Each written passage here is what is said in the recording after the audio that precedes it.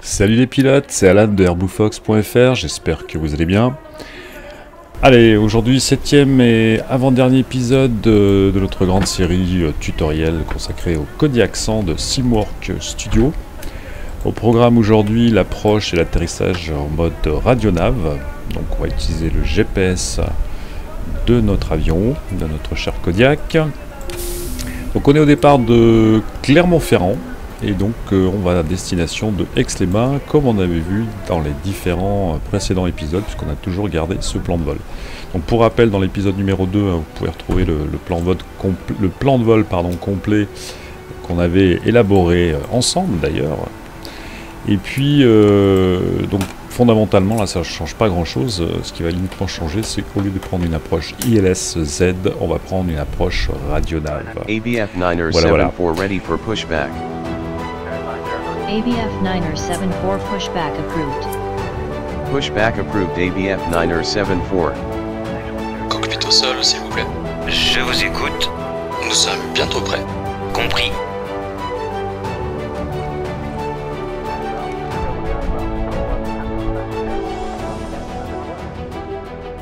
Cockpit au sol, s'il vous plaît. Je vous écoute. Nous sommes prêts pour le repoussage et la mise en route. Compris. Relâchez le frein de parc, s'il vous plaît. Les freins de parc sont relâchés. On repousse.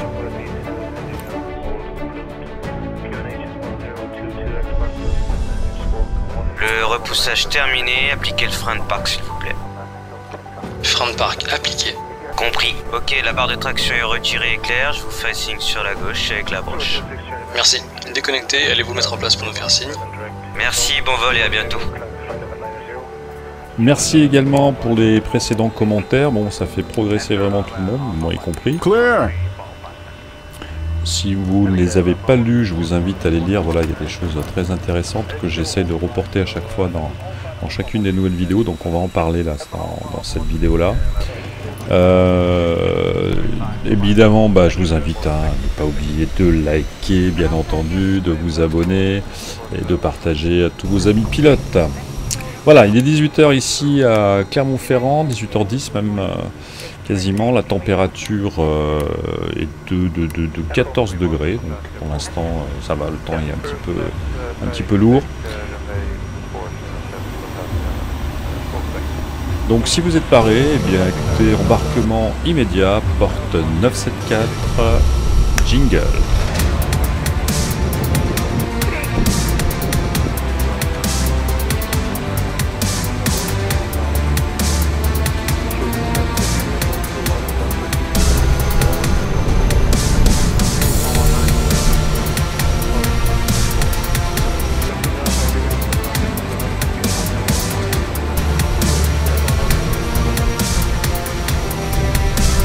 ABF 9er 74 contact tower on 118.62.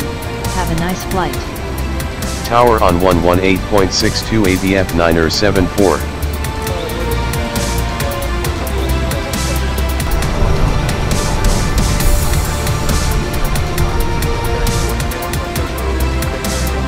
Tower ABF 9er 74 ready for departure runway 08. ABF 974.169 at 5 knots cleared for takeoff, runway 08 squawk 3213. Cleared for takeoff, runway 08 squawking 3213 ABF 9er 74.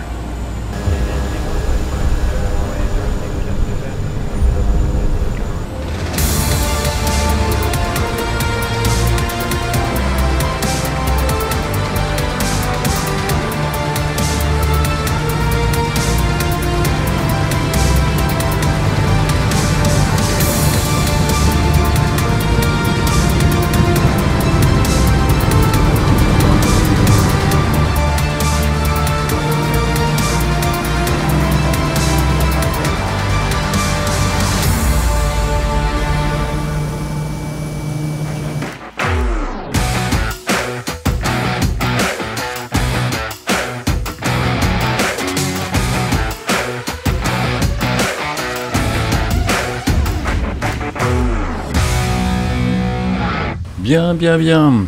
Allez, c'est parti. Donc on est actuellement à 13 000 pieds, côté altitude, notre baromètre est sur standard, il n'y a aucun plan de vol pour le moment de saisir. On se dirige actuellement vers l'est. Du côté, on va en direction en tout cas pour l'instant du VOR de Roanne, ce qui est donc sur notre route. Alors je vais dézoomer un petit poil. Voilà, donc on voit qu'il y a quand même quelques petits nuages. Ok, bon, de toute façon là pour l'instant on voit pas grand chose. Quoi d'autre? Au niveau, comme on a passé plus de 10 000, là, landing lights sont éteints, donc on est bien en standard barreau. L'oxygène a été lancé. Alors petite précision là justement par rapport aux vidéos précédentes. Donc j'ai vu que dans une des checklists qu'on peut trouver sur flightsim.to concernant le Kodiak, précise que l'oxygène en fait se lance à partir de 12 000 feet. Donc voilà. Pour l'information, donc c'est parfait vu qu'on est à 13 000, donc je l'ai lancé. Ensuite, autre précision importante qui m'a été donnée donc là par Dross, que je remercie dans les commentaires donc, concernant le levier que je pensais à tort être la richesse. Alors apparemment, d'après ce que nous dit Dross, donc c'est que le levier rouge, donc en fait sur les turbopropulseurs, donc notamment ici donc le moteur du Kodiak en l'occurrence, ce n'est pas le levier de la richesse, mais le levier de la condition. Donc la richesse en fait est gérée automatiquement par cet appareil. Et donc la condition par contre elle dépend des avions. Donc en gros sur le Kodiak, il y a deux modes, hein. On a le low, high, idle, enfin 3 modes disons. Les deux premiers, donc le premier en fait, le low, ça concerne uniquement les opérations au sol. Donc c'est pour éviter que le moteur entraîne l'avion, hein. Moi je m'en suis déjà aperçu effectivement quand on est au sol, en position low, il n'y a pas de souci, il ne prend pas de la vitesse tout seul. Et puis la position height en fait doit être gardée pour toutes les opérations de vol, donc en fait il faut pas la modifier. Et puis bon la position cut-off évidemment, ça coupe tout. Donc j'ai juste réduit notre vitesse de rotation des hélices, d'ailleurs un petit peu trop ici parce qu'on est à 1800, je vais la mettre à 1900. Et puis je vais peut-être me dépêcher de saisir notre plan de vol avant qu'on soit trop près du VOR, sachant que je suis un petit peu décalé. Bien, allez, donc on a dit le plan de vol. Allez, c'est parti. Donc là pareil, je passe rapidement parce qu'on avait vu déjà tout ça. Alors enfin je passe rapidement, pas tout à fait parce que c'est quand même ici qu'on va aller sélectionner notre approche en radionav. Alors déjà on va commencer par saisir LF, LC, donc Clermont-Ferrand. Même si on est parti déjà, c'est pas grave, je préfère saisir le départ, comme ça on a bien tout notre plan de vol, comme on l'avait fait initialement dans les différents épisodes. Alors, donc c'était par la CID Roanne 2E, puisqu'on était parti piste 8. Donc ça c'est ok. Impeccable. Ensuite, on va saisir notre approche. Donc c'est ici qu'on va modifier. Ou alors quand vous êtes dans Flight Simulator, si vous faites le plan de vol à partir du Flight Simulator, vous allez également pouvoir sélectionner une approche en radionav. Donc là, LF, LB, Chambéry, Aix-les-Bains. Et donc ici, au lieu de prendre ILS Z18 comme on avait pris donc en fait la dernière fois, cette fois-ci on va prendre une approche en radionav, toujours sur la piste 18 radionav, donc, avec notre GPS. Alors au niveau de notre transition ça va pas changer, on va prendre Pirouve puisque ça c'est ce qui faisait la jonction, donc pour rappel, entre notre star et notre approche. Et puis là-dessus on est bon. Hop, on va load.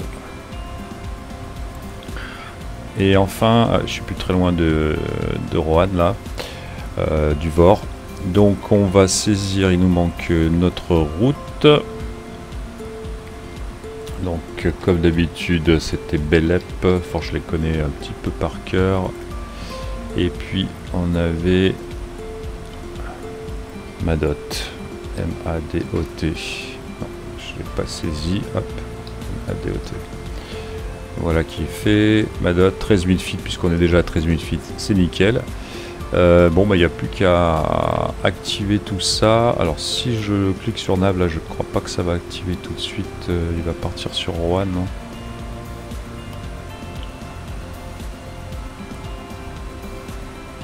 je pense que là c'est pas tout à fait activé. Alors ça là-dessus j'ai un petit doute là parce qu'il y a des fois ça veut pas marcher comme je voudrais. Donc ce qu'on va faire, on va activer plutôt le leg, c'est-à-dire la route pour Belep. Et on va cliquer sur Activate Leg. Et là normalement, si tout va bien, je vais désengager le HDG. On va relancer la machine.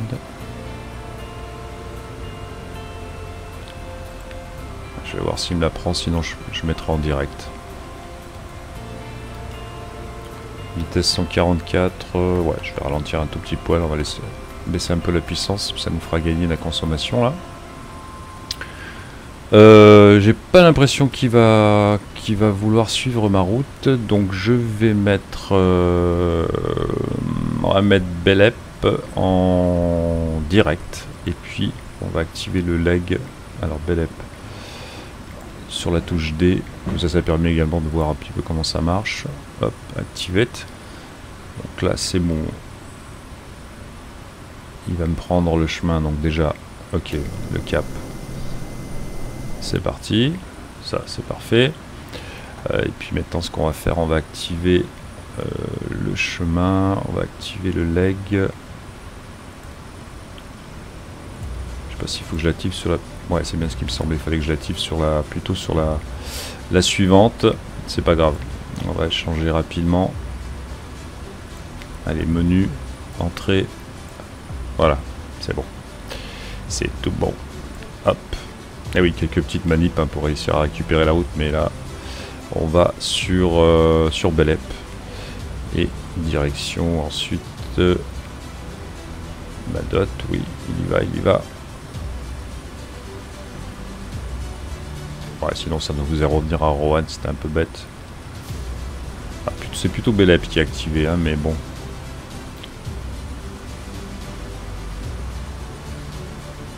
Bon. Je fais des manips un peu de ouf là.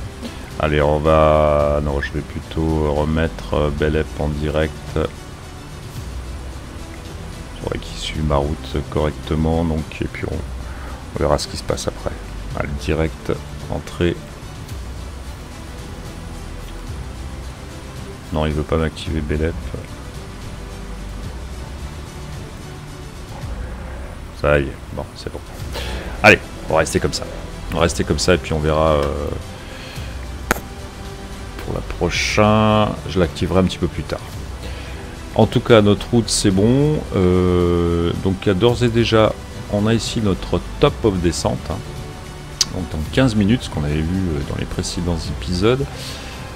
Et celui-ci est bon. Donc ce qu'on va faire, on va se mettre, alors le dernier, pour rappel, dernière attitude pour notre approche ici.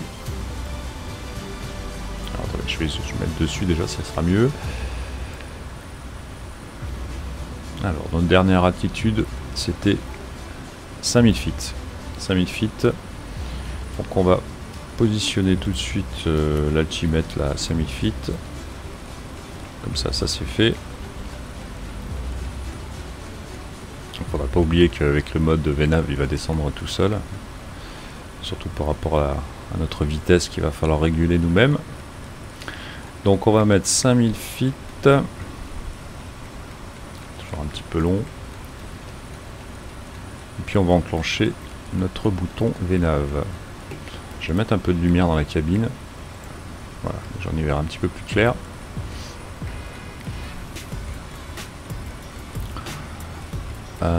Belep, ouais, on y arrive bientôt. Pas que je loupe la suite. Alors 5000, j'ai dépassé déjà. Je fais un peu n'importe quoi. 5000, c'est bon. Touk, allez, on active donc notre mode VNAV. C'est bon, il est activé. Et puis bah là, pour l'instant, avant 13 minutes, il va pas se passer grand chose à part quand on va arriver là à Badot. Alors on va voir s'il récupère la route tout seul aussi. Il faut que j'active la route. On va faire une expérience. Parce que j'ai un doute. Normalement, il me semble que là, il va pas continuer.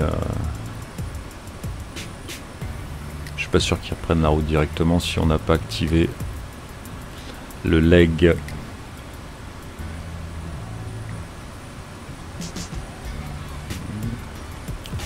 A priori, il a l'air de vouloir tourner.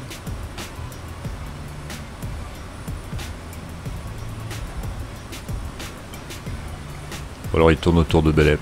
Parce que je vois que ma dot n'est pas activée. Ah si, c'est bon. Alors c'est bon, il l'a attrapé. Bon, bah formidable. J'avais un petit doute, hein. Je me suis dit, est-ce que vraiment il va l'attraper là? Donc c'est bon. Impeccable. Il n'y aura pas besoin d'activer. Bah écoutez, voilà, nickel. Donc ce qu'on va faire, on va se retrouver là dans... Voilà, ces jolis couchers de... lever plutôt de lune. On va se retrouver donc dans 13 minutes, voilà, dans 13 minutes pour notre première descente, donc le top of descente, pour notre approche GPS. Allez, après toutes ces aventures, allez, à tout de suite. Allez, ça y est, on est à moins de 2 minutes de notre top of descente. Donc sur Pirouve, pour Pirouve à 6000, va descendre à 6500 feet. Pour rappel, le mode VNAV est activé. Rien de particulier, sinon voilà, la nuit est quasiment tombée. Il y a quelques petits nuages. D'ailleurs, en pensant, il est moins 7 degrés. Ouais. Bon allez, on va quand même mettre ce qui est anti-ice.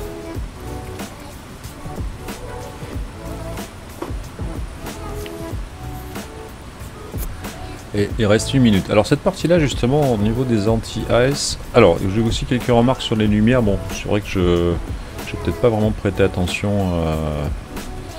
D'ailleurs, le strobe était éteint. Au type de lumière qu'il faut allumer. D'ailleurs, je pense que je vais étudier un petit peu mieux le truc pour vous en parler la prochaine fois. Et puis, à quel moment, en fait, on allume les naves, les strobes, les beacons. Je l'ai su... une époque, j'avoue que j'ai un peu oublié, que j'ai pas trop pratiqué, donc on perd vite si on pratique pas correctement. Et puis ce qui m'intéresserait de savoir, c'est vraiment les 3 boutons en fait anti-ice finalement.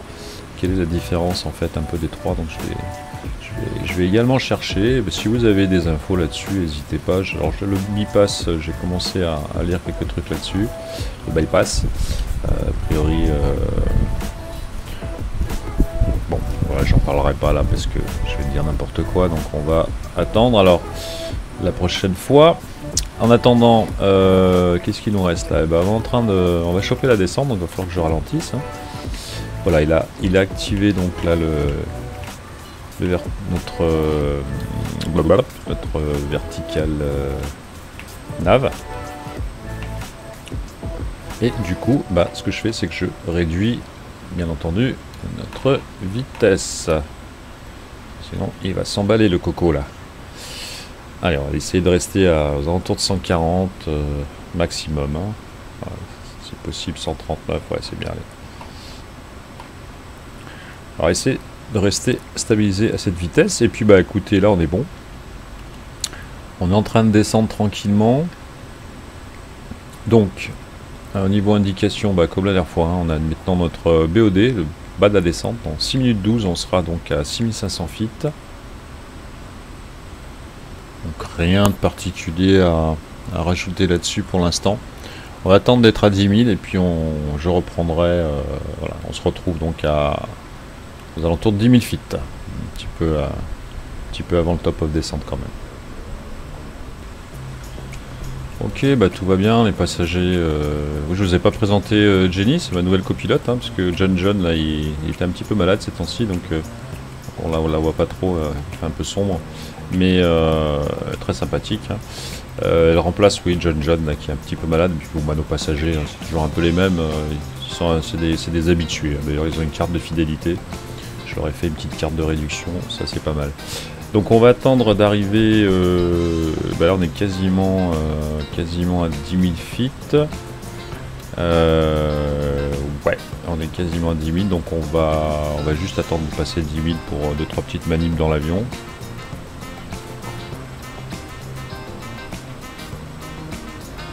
Et après on va passer directement au premier palier à 6500 feet, qui sera donc dans 4 minutes. Après bon là à 10 000 il n'y a pas grand chose, hein. C'est juste donc moi je pense à 3 choses principalement, hein, quand on arrive à 10 000 feet là. En tout cas déjà ça va être les landing lights.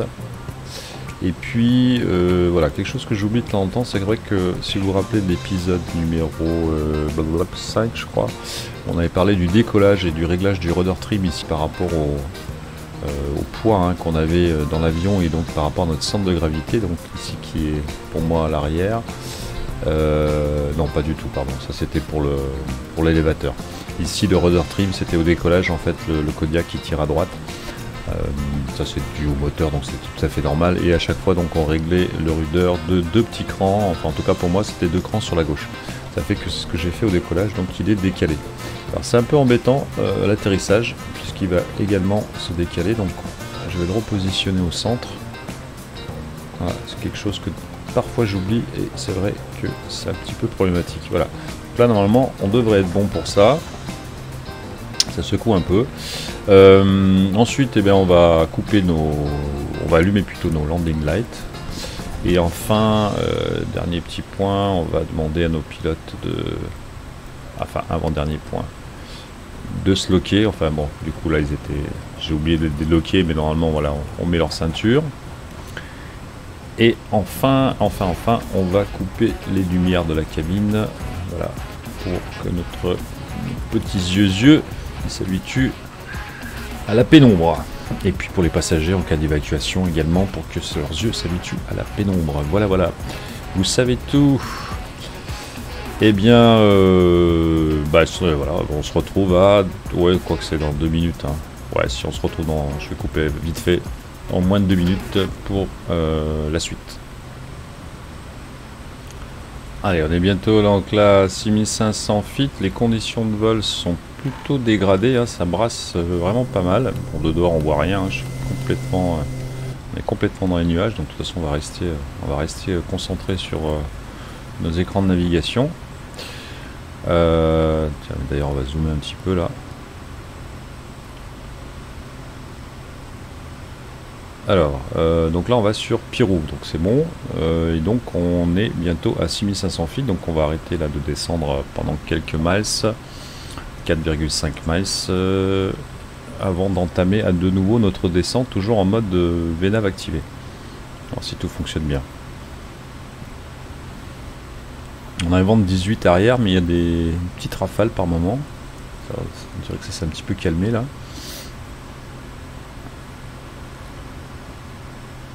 Ok, donc là on a atteint notre premier palier, hein, 6500 feet qui est indiqué en fait dans notre plan de vol, donc il se cale dessus, tout simplement.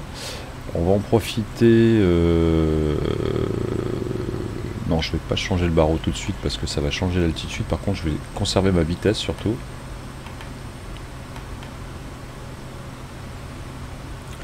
Donc on va attendre le prochain, la top of descente là, dans 1 minute 18. 1 minute 15 pour la descente à 5000 feet. Donc vraiment pareil, il devrait descendre, si tout s'est bien passé, il va descendre tout seul. Donc pour rappel, là sur l'aéroport de Aix-les-Bains, l'altitude de transition est à 6500 feet, donc c'est à ce moment là où je suis censé changer, enfin de régler mon baromètre. D'ailleurs je vais regarder tout de suite qu'est-ce qu'on a comme barreau. Je regarde sur Little Nav Map rapidement. Alors Chambéry, on a du 1019 QNH. Donc on va régler ça dès qu'on aura commencé à descendre. Je pense que ça sera mieux.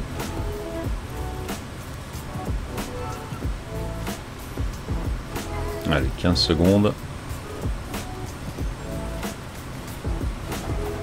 Ouais, ça secoue, hein. Oula, oula, ça secoue pas mal du tout, hein. Ça va être chaud. Allez, 5 secondes. Donc là, normalement, il devrait entamer la descente, et c'est le cas. Donc je ralentis rapidement. Pas qu'on prenne de la vitesse, surtout. Donc QNH, on avait dit 1019. Allez, on va s'occuper du QNH. Et on va le régler ici à 1000. Si j'arrive à trouver... Non, bah si c'est là. Non, c'est celui du dessus, pardon. Non, c'est bien celui-là. Non, j'arrive pas à le tourner, je sais pas pourquoi. Voilà. 1019, ok. Bon, des fois on croit qu'il y a un bug, mais non, en fait le bug, hein, je le dis souvent, il vient de nous. Hein. La descente est partie, on a déjà notre indicateur ici pour notre GPS. Le petit losange, là pour l'instant il est blanc, puisque je n'ai pas encore activé l'approche. On va attendre qu'il finisse de descendre à 5000. Et puis là, la vitesse elle est ardue. Parce qu'en fait j'étais sorti de mon écran, du coup il n'a pas pris en compte la manette. Mais bon, c'est pas grave, on va vite rattraper ça, tout va bien se passer. Surtout que là dans le virage, normalement on n'est pas censé dépasser les 142. Là on la voit pas l'indication parce qu'il fait sombre. Indiqué sur le tableau de bord. Donc du coup 130 c'est bon, 5000 feet ok, la vitesse c'est ok, tout est bon. Et ben il ne reste plus que faire la dernière petite chose pour notre approche. Donc contrairement à l'ILS où on a une approche avec une fréquence ILS à saisir, ou en tout cas elle se saisit automatiquement si on saisit le plan de vol directement ici dans l'écran de navigation. Donc ce qu'on va faire, on va cliquer simplement sur approche, donc même procédure. Et notre petit losange là devient du coup là violet puisque on n'est plus très loin. On a ici le GP là qui est pour l'instant en blanc. Il va s'activer au moment où il va attraper notre approche. On va en profiter, je vais augmenter la vitesse de rotation de nos hélices. On va mettre tout ça à fond.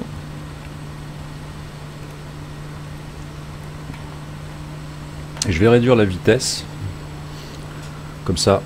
Parce que dès qu'il va choper le signal GPS là, il va forcément commencer à descendre, du coup on va choper de la vitesse, ça va être un petit peu compliqué ensuite de ralentir.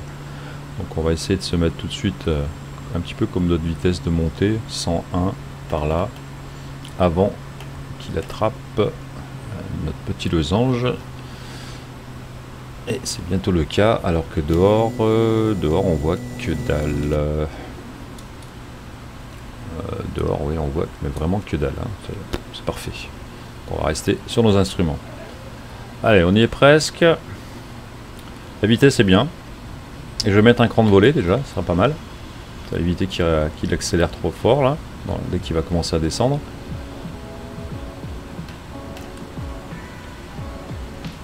Alors là, il l'a attrapé. Hein, il l'a attrapé, ce qu'on le voit ici d'ailleurs. Hein. Je vais sortir un deuxième cran de volée, parce qu'on accélère toujours alors que la vitesse est quasiment baissée. Donc là, on a deux crans de volée. Vitesse pour l'instant quasiment tout en bas, mais ça va augmenter après. Je vais augmenter après. Voilà, on a un beau taux de descente impeccable. Notre baromètre est réglé. Je check rapidement. Donc landing light c'était bon.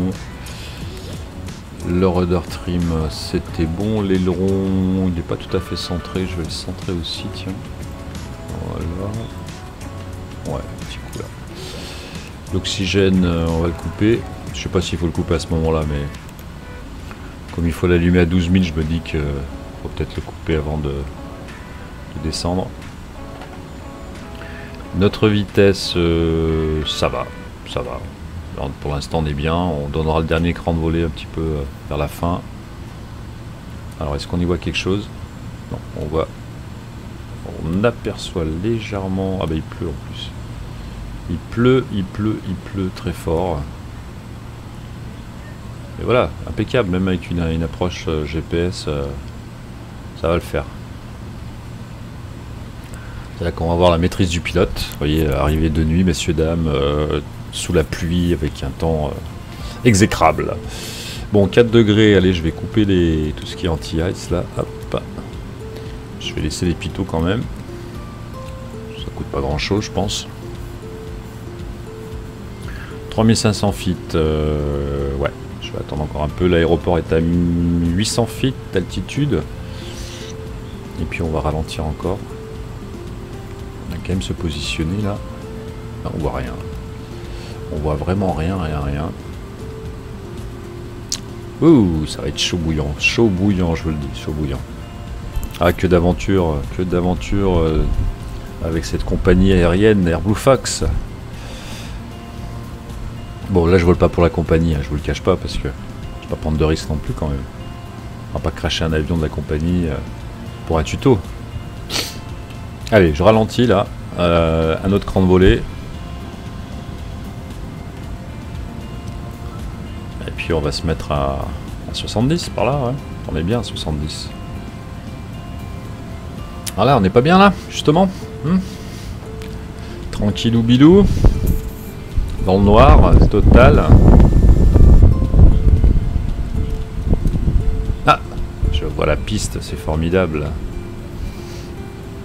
Donc vous avez vu, hein, fondamentalement, l'approche en radionav, c'est quasiment la même chose que l'IS, en tout cas sur cet appareil. Le tout, c'est toujours de bien arriver, pas trop vite, et pas trop haut. Si vous êtes à chaque fois en dessous du signal du petit losange, que ce soit pour l'ILS ou pour le GPS, à un moment où vous arrivez dessus, ça devrait à chaque fois bien se passer, du moment où vous n'allez pas trop vite. Si c'est pas le cas, je vous conseille de mettre le mode HDG, de faire demi-tour et de recommencer proprement votre approche.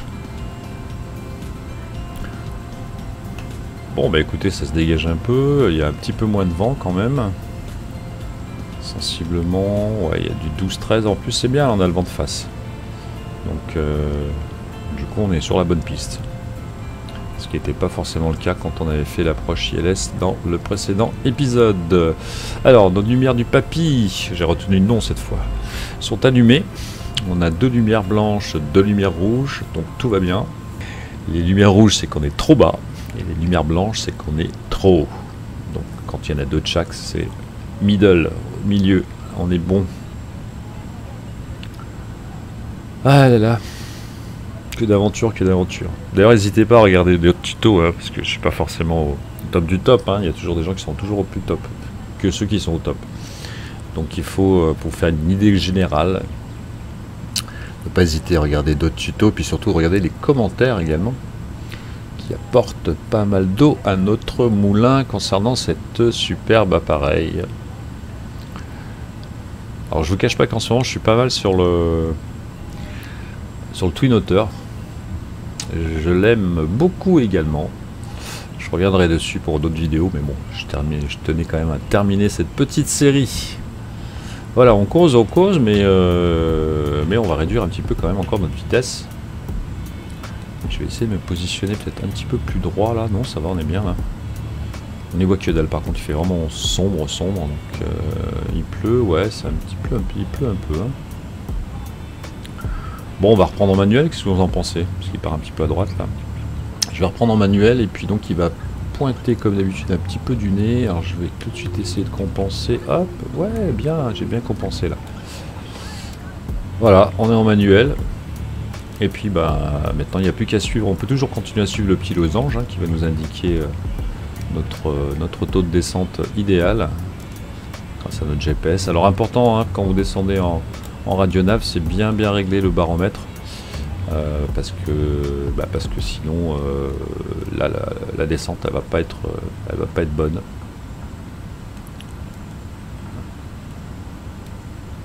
Bah, écoutez, on est pas mal. Ouais, je suis un petit peu faible en vitesse, mais bon, ça va, ça devrait le faire. Franchement.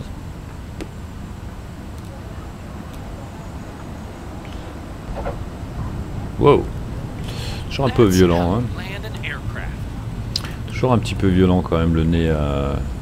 Il y a une fois je suis arrivé bien, et là non. Bon, pas toujours le cas. Bah écoutez, je crois qu'on est pas mal. J'ai pas eu... non, bah non, c'est bon. J'ai pas eu de soucis particuliers malgré ce mauvais temps. Et je sais que il y a eu un petit peu de suspense, hein, vous avez vu ça, mais bon, tout s'est bien passé. Jenny, qu'est-ce que tu en penses toi, Jenny? Tu en penses du bien, non? Ah oui, bah, je te vois pas, Jenny, là, parce que il fait noir total. On va mettre un peu les lumières avant de sortir de la piste. Voilà. Et ben écoutez, c'est le moment où vous pouvez cliquer sur le petit pouce j'aime si vous estimez que ce petit épisode vous a été utile. Et puis pour ma part je vais aller me mettre au parking, à l'abri, sous un parapluie, et puis on va rentrer donc tranquillement aller boire un petit café dans notre aéroport avant de reprendre le vol retour, parce que bon, à force de venir ici, il y a bien un moment, il va falloir quand même qu'on ramène cet avion à son point de départ. Bref, allez, je délire. Bon, sur ce, bon vol à tous.